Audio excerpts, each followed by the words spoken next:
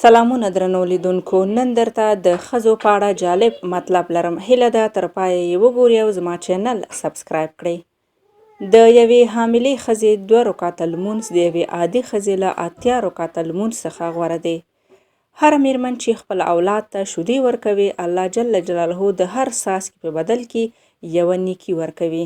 هغه میرمن چې د خپل بچي د ژړا له کبله ټوله شپه نه ویده کیږي، الله جل جلاله هغې ته د 20 غلامانو د آزادولو ثواب ورکوي.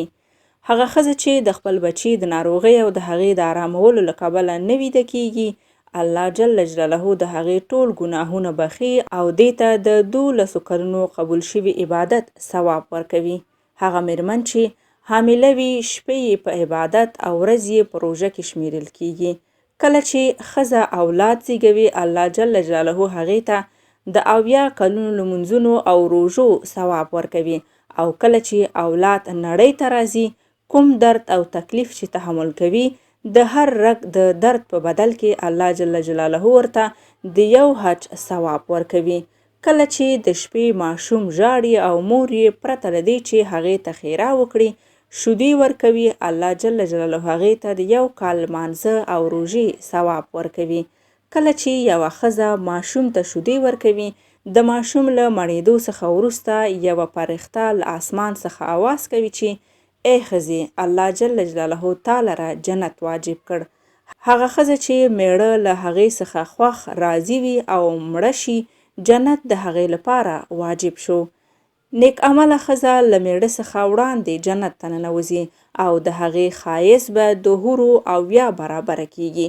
کله چې ښځه د میړه د ویلو پرته د هغې لاس او پښې چاپي او وموښي، هغې ته د 7 ټولو سرو زرو د صدقې ثواب ورکول کیږي.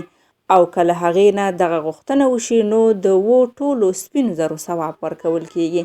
که څوک خپل میړه ته یوه دیني مسله ور زده کړي، هغې ته د 80 کلونو د عبادت ثواب ورکول کیږي. یوه نیک عمله ښځه د الله جل جلاله له 80 ولیانو څخه هم غوره ده. هره ښځه چې د الله جل جلاله د نوم په یادولو یعنی ذکر جارو وهي، الله جل جلاله هغې ته د بیت الله شریف د جارو کولو ثواب ورکوي.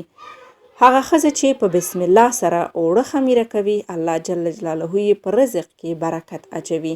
هغه ښځه چې په بسم الله سره غوا، میخه وغیره ولوشي، هغه حیوان د دې لپاره د بخښنې دعا کوي.